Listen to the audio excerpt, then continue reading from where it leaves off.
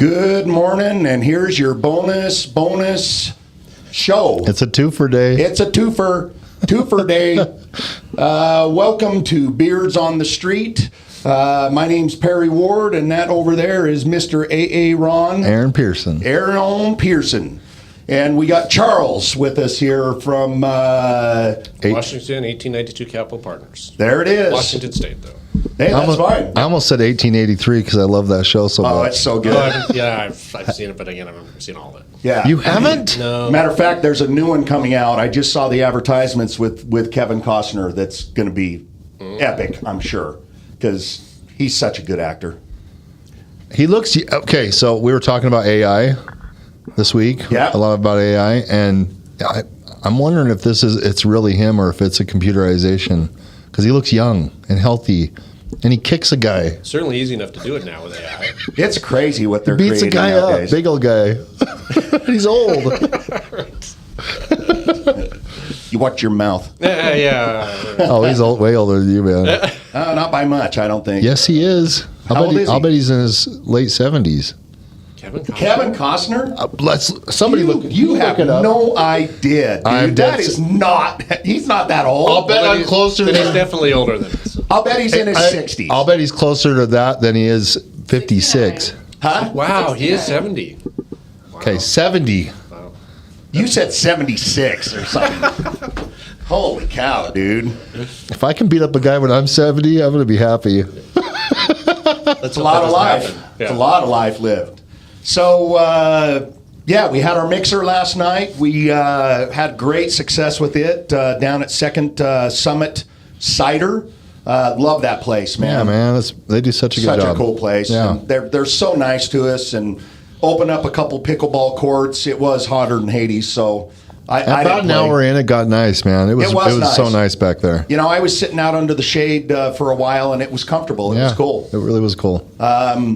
Got the Blues Festival coming up tonight. Yep. So stoked about that. I'm a huge, just so you know, Charles. I saw the guitars. I'm a huge blues fan. Show him your arm. Yeah, I like blues so much. I tattooed all my favorite yeah. artists on my arm. So White guy's got black guys tattooed on his arms. I do a whole bunch of them. I'm not racist. That's for damn straight. No question. Right. So, bottom line is the Blues Festival every year. I'm stoked because they open the gates today at 4:30, and one of my favorite blues artists, his name's Tab Benoit, is playing tonight, starting at 8:30. Is it all local musicians or they're from? Oh no, these are national acts, all of them. Okay. Yeah. Okay. Like Tab Benoit is renowned. Oh yeah. But it gives local musicians an opportunity to come. You know, they don't at the festival. I think Yes, there are. They bring up one or two. Like I know they have Eric, whatever his name was. Eric Heidelman. He'll be up there, I think, tonight. And they do have a local choir of some sort that's going to sing. But I mean, this festival is up and coming. It gets better and better every year. And trust me, I've been to a ton of festivals all over the United States. And The Gallivan Center is a great spot for it, too. It is such a great venue. Great sound. They got a dance floor that you can get up there and have fun. They've got seating right up on. They basically split the main area in half, and half of it's seating, and the other half's not. I think the one half is VIP, but so if you're somebody that wants to get up close and you don't want to stand all night, then buy a VIP ticket. Mm-hmm. They're not that much. Yep. Cool. So. Killer deal. Hope to see you guys all out there. We had Sid on a different Sid on our program last week and promoting it. I love Sid and her husband Eugene. Sid's the president of the Utah Blues Society. I see. So there's your shout out. Hopefully we'll see you guys out tonight listening to some blues. Way better than freaking Janet Jackson. Yeah, I would agree. I heard Nelly's going to be the other act playing. Really? Yeah. Tab Benoit's better than Nelly, too. I know, yeah. Just saying. Just saying. Just ask me. I'm not arguing on that one. All righty. So, Charles, let's talk a little bit about Sid was nice enough, your assistant, to reach out to me and get you on our show. Yeah. Tell us a little bit about yourself. Who are you? Where do you come from? What do you do? Okay, so we're 1892 Private Capital Partners. We're a I call us a family office out of Washington State. Fifth generation sand and gravel development family that fortunately about 2 or 3 years ago came into a sizable liquidity event. And so we spend most of our time now doing developments up in Washington. 2 brothers, Steve and Eric Corliss, are the principals that generally govern and steward the family into this new generation. Eric moved up here or down here about 2 or 3 years ago. And so we're really interested in trying to. How does he like it? He loves it. He's trying to get me down here. He's trying to get everybody down. Dude, Utah's a great state. No, it is really interesting. It's Not quite as liberal as Washington State. Just saying. We won't make any comment. That's one of the reasons why a lot of people are looking at different places to Right. move. But nevertheless, yeah. I mean, you could have said Oregon. Yeah, well, no. Sorry, I'm probably not making any friends right now. We're going political. Yeah, There we go. I gotta be careful. Yeah. Yeah, I'm not taking it political. Anyway. No, Utah's great. I'm originally from Honolulu, Hawaii, and That's where you were born and raised? yeah, and then I went to school up in I went to school in Washington, and then I got into private capital right out of college. I was fixing and flipping homes and borrowing money from people excited to have money, and then got into pushing other people's money and brokering other people's money.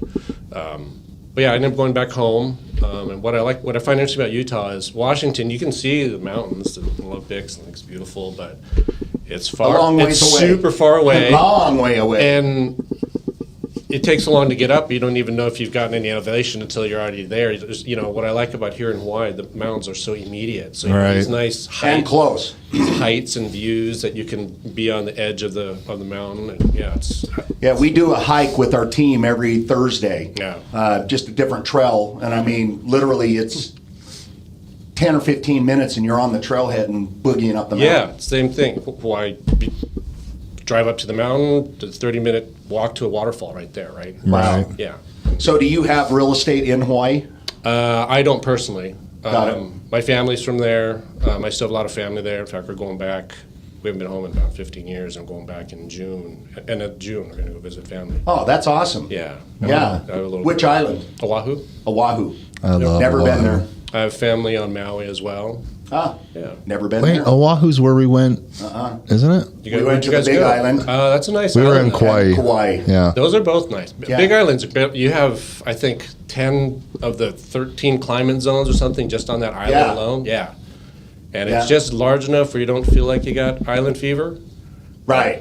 You know, I would get Kauai, island it fever. takes 45 minutes to drive Yeah, one side Kauai to the is next. cool. Yeah, I did. I traveled from all the way up around to all the way Half a day and you're all done. around. Half a day and you're done, right? Yeah, Right. exactly. Yep.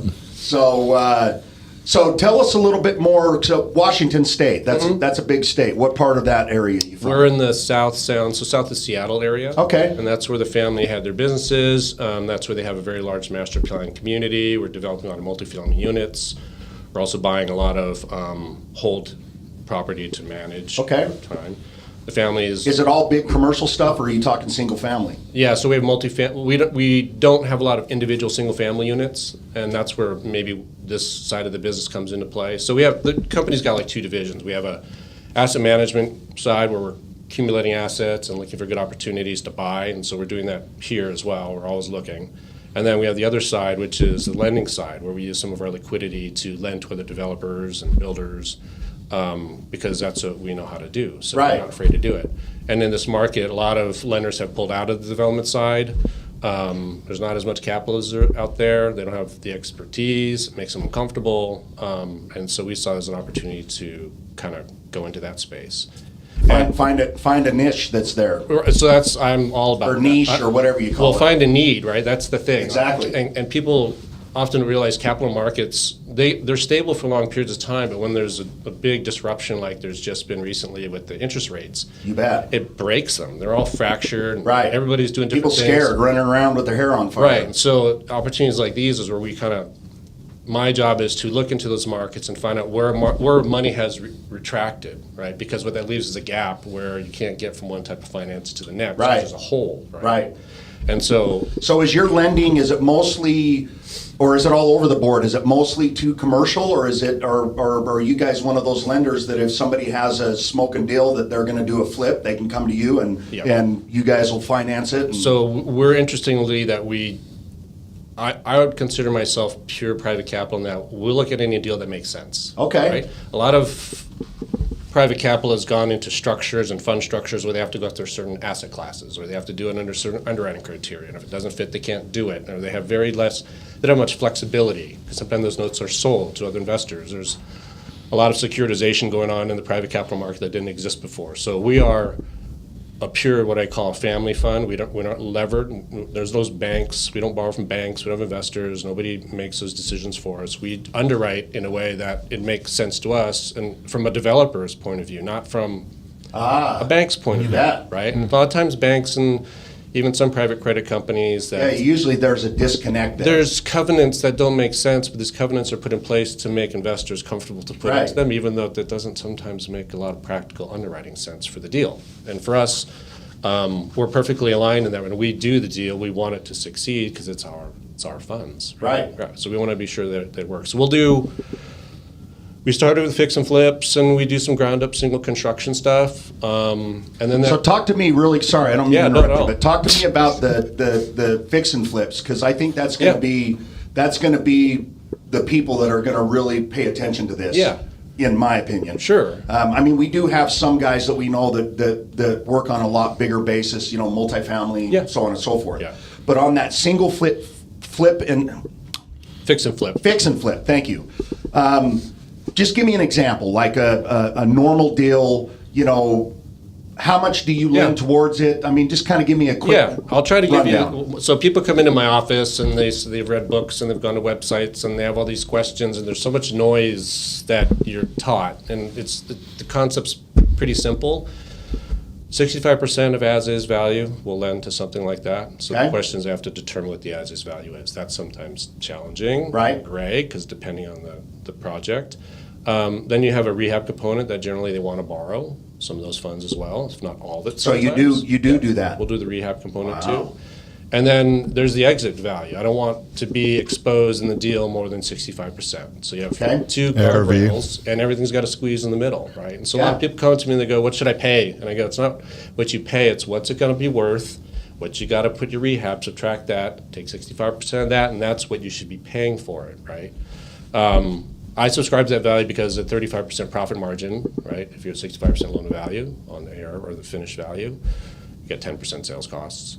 Right? Wow, that really simplified it. I like that. that. You got 25% profit margin. Right. And in a market that is not so awesome, you could have a 10% hiccup, so you got 15% profit margin, right? I love it. Yeah. And then if it goes long, which I do, you're going to cost you a little bit more. So worst case scenario, you'll at least try to maybe get out with 10%. Best case scenario, if the market's going a good direction, you get out with 35%. Wow. How about the one-off new construction?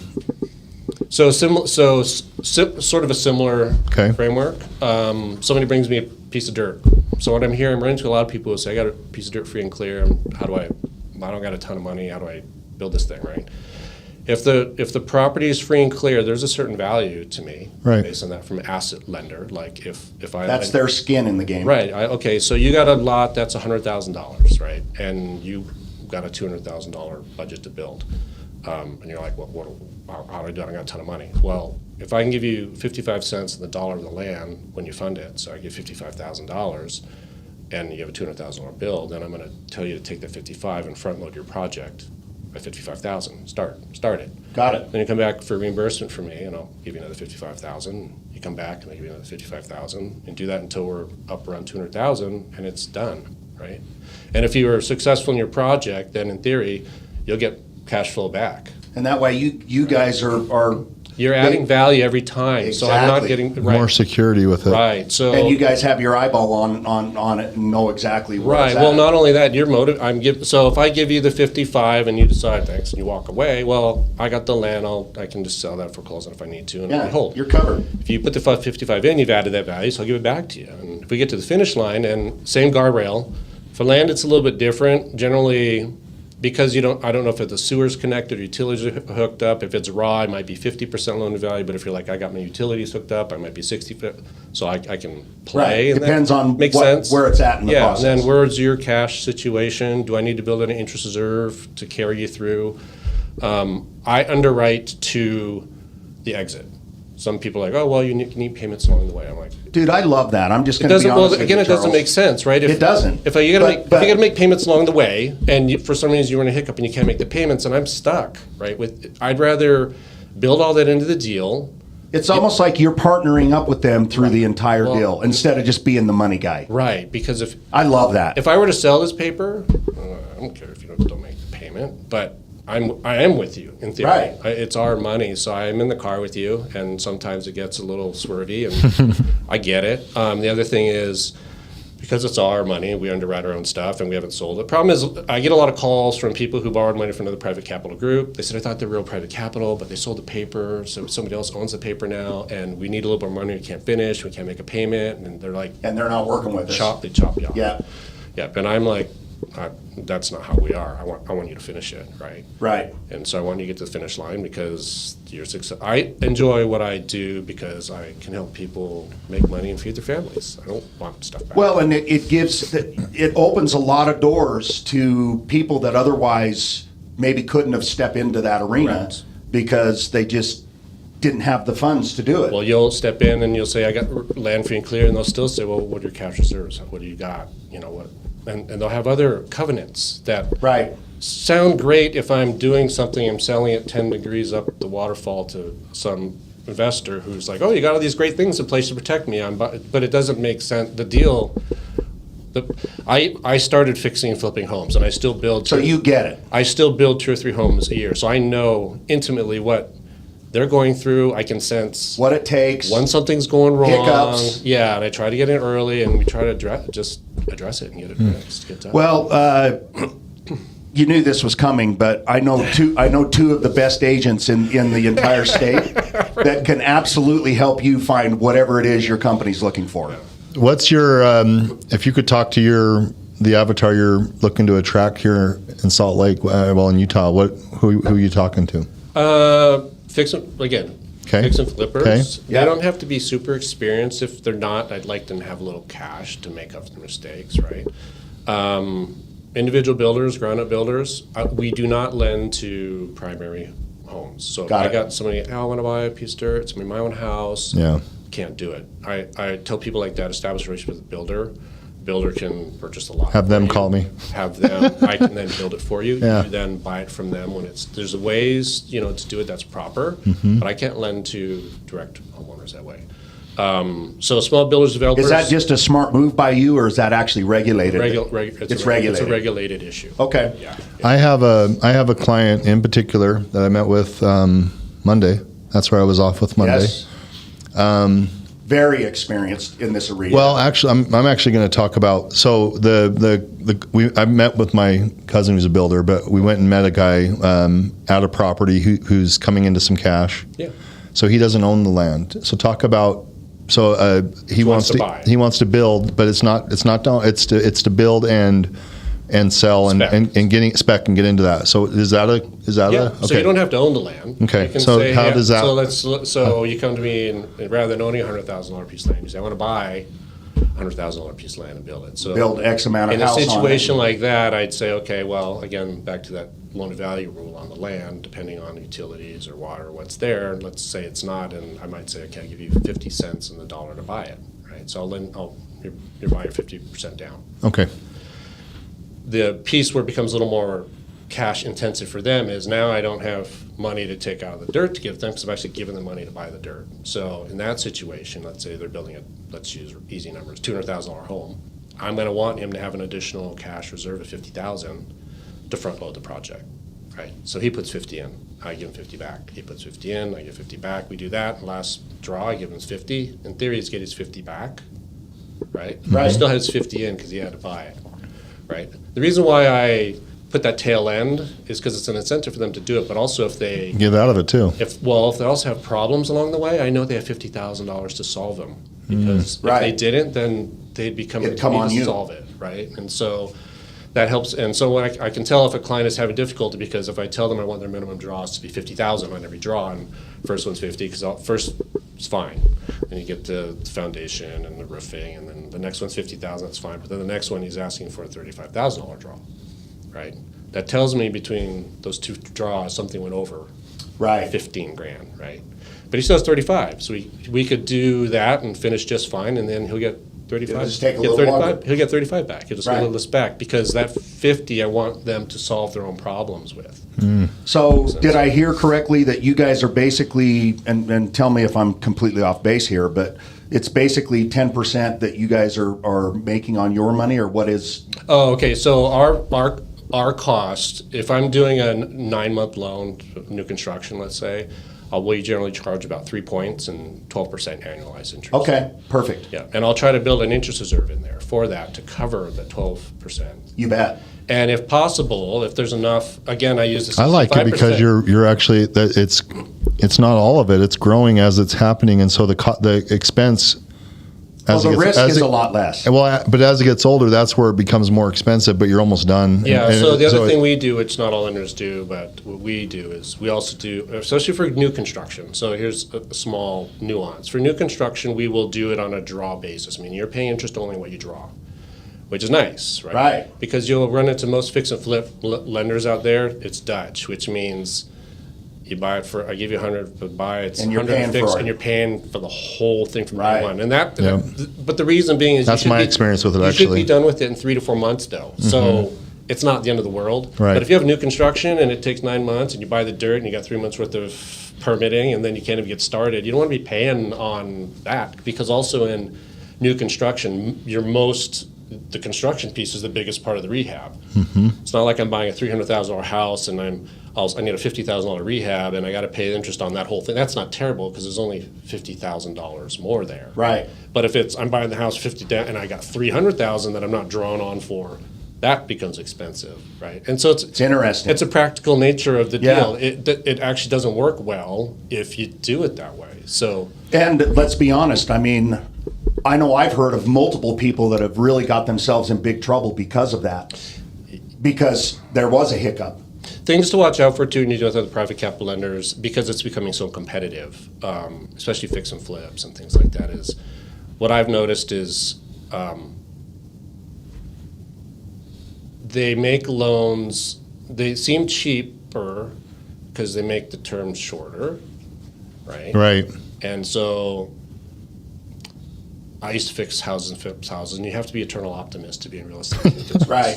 Right. And so when somebody tells me, oh, it's going to take you 6 months, I'm I get done in 3 months, right? All right. I don't want to pay for 6 months. I'll pay, can I get it cheaper for 3 months, right? Because I'll get it done in 3 months, right? Right. And so private pricing has found out that if I write those short-term loans, make them look cheap, but if you go late, I'll just charge you more. Yeah, then you're taking it. Right. So what happens is, even though you get cheap pricing, I recommend people for a short period of time, if you finish 3 months, price that loan out for 6 to see what those extension fees cost, because often you That's find where the hidden right, fluff the is. annualized return, if you go past, sometimes turns into 18, 20, 24%, right? And so my annualized return, if I'm charging 12 interest and 3 points per night, that's like a 16% yield. That's my cost, annualized basis. But I'm going to say I want 12 and 3 for 9 months, when somebody might say, well, I'll give you 12 and 2 for 4 months. It's cheaper. But by the time you get to 9 months, it's a problem. Right. So, Can I ask any one amount? more? No, so we do fix and flip, ground up. We do development. We do land. We do everything. We've done loans as high as 12 million.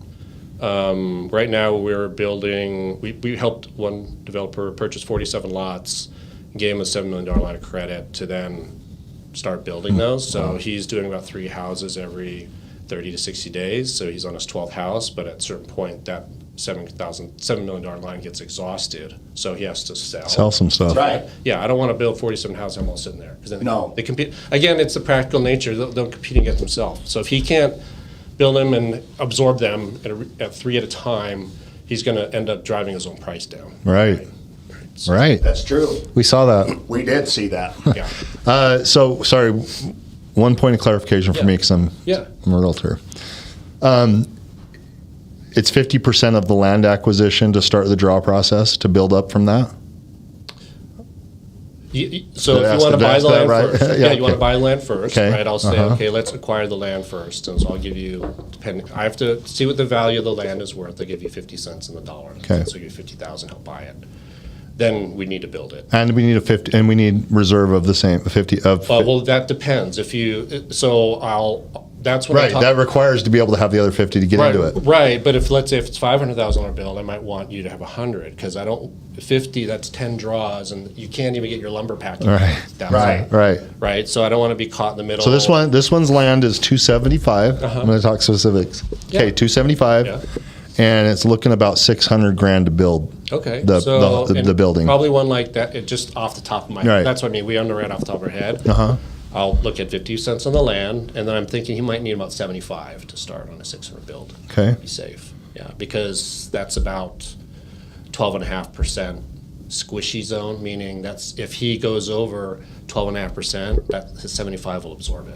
Okay. Does that make It sense? still makes it totally Because you can doable. easily go, That's you could palatable. easily go That's- 20, that you is- could yeah. easily go 25% over on a project if you've not done it before. I have a deal for you. But that's why I gotta talk to the person. I gotta check Yeah. their experience level. Yeah. And if I'm like, if I'm at all nervous, then I might make them bring in more because I'm basically saying I think they could have a 20% hiccup, or it's a challenging build. There's some engineering issue. There's something that could expose me to something on a perfectly flat lot, a perfectly easy house. Yeah. Then I might make them bring in more. Okay. Yeah, and obvious things. If it's a spec build to the neighborhood. Right. Oh yeah, mine's $1 million, but the one next door is 500.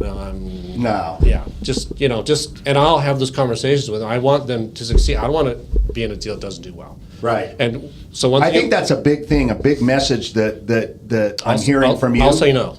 Well, not only will you say no, but it's almost like a personal touch.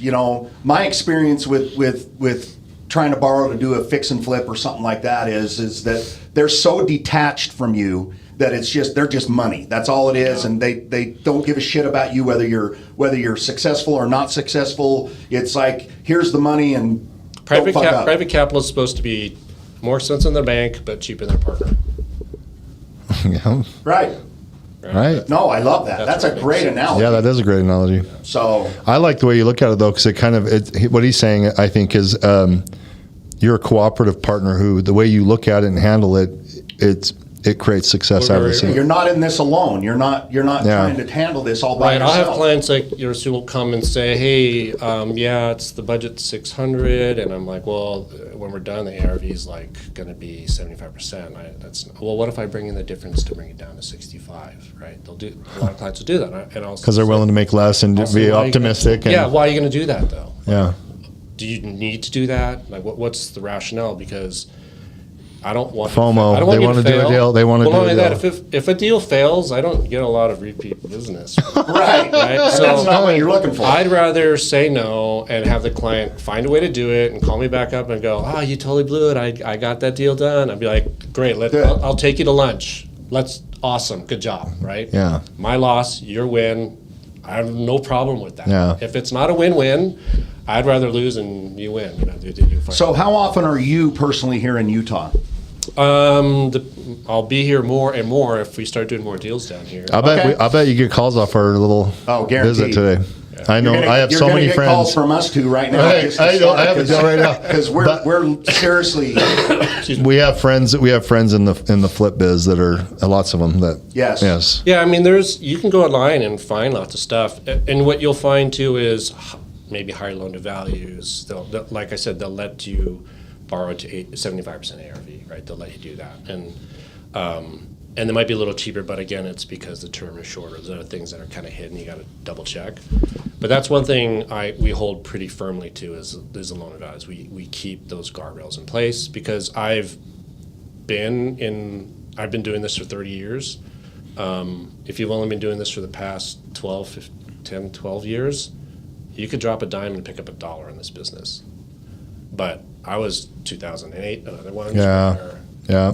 It can shift. And so the market solved a lot of lenders' problems over the past 10 years because they would lever heavy, but then the market goes up 10% right. every year, Yeah. right? And so those problems are solved, but that's going to stop. And Yeah. so It is going to stop. when that happens, I really hold to the 65% guardrail, and I recommend clients do the same thing. And if there's not enough business out there to adhere to that guardrail and profit margin, Well, there's a reason you guys do it.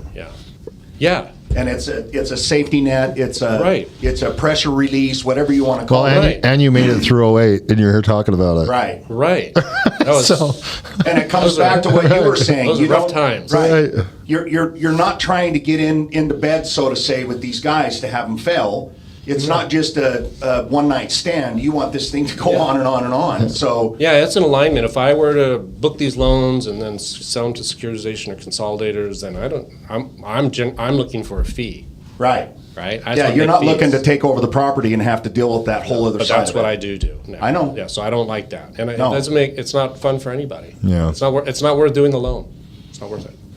Well, so you said one of the partners is named Eric. Yep, Eric And Corliss. he lives here. He lives in here. He lives here. Yeah. Yeah, we need to meet. How long are you in town this time? I'm leaving tonight. Okay. I'll come back whenever. Yeah. I would love to meet Eric. Yeah. Eric's great. Yeah, and just so that we kind of have the local guy, and he gets to know us because Yeah. this is something that, man, I'm really thankful, Sid, that you reached Yeah. out to me and said, hey, dude, you should do this. Yeah. Yeah. No, it's a fun business, and we like what we do. And I was in family wealth management for 10 years, and the family that I do this for, this is the greatest people. Yeah. So, super blessed to be doing what I'm doing. And That's awesome. Working with people I work with. So, heck yeah. Well, anything else you want to add? No, just we're looking to try to gain a foothold and do some business down here. And Okay, one last segment, Mark. Okay, so what about I've run into several. So I know of a 48 unit townhome community in South Salt Lake right now. Mm-hmm. What does that kind of a project look like? So those are a little more difficult, obviously. Townhomes, I know they're becoming really popular, especially in this area, just because of more people are living renters now, and townhomes provide you more. Well, and they can afford them. That's Yeah. their starter. Yeah. And so, are we? It opens up like host of other questions. Maybe we can talk about that. Am I helping with the land acquisition? Is the horizontally developed? Well, okay. Permits in place? Okay. Yeah, It's already site development's happened. The streets are in, Okay. and they're getting ready to go vertical. So they're all vertical ready lots. Yeah, we can do stuff like that. So it'll be, so I'd have to meet with them to talk about, okay, what's the absorption rate? How much are we willing to expose ourselves? Because like I said, I don't know if I'm gonna build a 48 at once. Like, what's the Right. absorption rate? Let's put something in place that will feed that absorption rate and build these things out in a proper time frame. Does that make sense? Yeah. But it's no different than 65, these guardrails. Okay. There is though, and to be fair, there's a lot of vertical money out there. In fact, that's where there tends to be quite a bit of it right now. So you prior to this stage then is where you're looking for then? No, we can do them. Okay. I find needs and fill them. I don't like to compete. I've also seen. So a guy will come to me and go, "Oh, well, you'll do this." Well, yeah, I'll do it for this. Well, these guys will do it for this. I won't go with those guys. I've seen. I know of a couple that are there's paper lot where they've had city approval for and it's a raw ground ready to. Yeah. So yeah. Yeah, we'll look at those two. Generally, single family, multifamily is a challenge to do that with, depending on the type of construction. So anytime you're underwriting a piece of dirt, if we're talking about, I can go into this forever, so I don't know if I want to get in it. He's but going down the there's rabbit hole. value-added stages in every development Right. piece, and if you're a collateral lender, the goal is to take it to the next value-add stage at the proper collateral level, right? Raw dirt's difficult because your first add value stage is actually the finished horizontal lot. It's not just a paper lot, because I could create a paper lot, but if it costs me $1 gazillion to bring them vertical, and then that vertical price now doesn't fit. Yeah, there's my 2 years. build. Could be 2 years in between those stages, right? Right, and so underwriting raw land to a paper plat is difficult. Okay. It's a little harder. It doesn't mean we can't do it, but it needs to be compelling. It needs the benefits and the loan values need to be obvious, because if I have to sharpen a pencil that early in the game, by the time I get over here, my pencil, you could Right. traject. You're out of pencil. You could way traject off. Yeah. Yeah. Well, irregardless, I mean, the bottom line is if any of our listeners out there, if you've been wanting to do a fix and flip, if you've been wanting to do, a true build, it doesn't hurt to sit down with Charles or Eric and find out if it's a fit or not a fit. And we're easy. I don't have fancy applications. Just call me. In fact, what I prefer to do is people call me and let's spend 5-10 minutes to talk about, because I can I'll break the deal down into simple components and right away get an idea if this is good or this isn't. How do people reach you? What's your number? Or a number? Or do you want that? I don't mind until Okay. it's too crazy if it does. But my best contact is 253-592-3452. And if I don't pick up, leave a message. Say it one more time. 253-592-3452. Perfect. And my email is support@1892capital.com or charlesf@1892capital.com. Perfect. Well, hopefully we can get you a foothold here in Utah, Yeah. bud. Looking Maybe forward even to it. get you to move down here. Yeah, we'll see. You seem like a fun guy. I can have some fun with you. I wish you weren't flying out tonight. You could come to the concert, dude. If I had known, I would have stayed longer. Yeah. Yeah, dang it. I also would have dragged my family down, but Oh, you did? I know I did. I would have. Normally I try got to, it. Yeah. but I had meetings back to back. So how many kids you got? I got one little girl. Good. 7. Yeah. Great age. That's awesome, Yeah, I dude. saw kids. Yeah, Oh, yeah. I've got 5 kids, and now I have 13 grandkids. crazy. So it's awesome. But good for you though. Families. Yeah, family's great. everything. That's me. Family and friends. I've got amazing on both sides. So Yeah. Well, then you're blessed. I am very blessed. Yeah.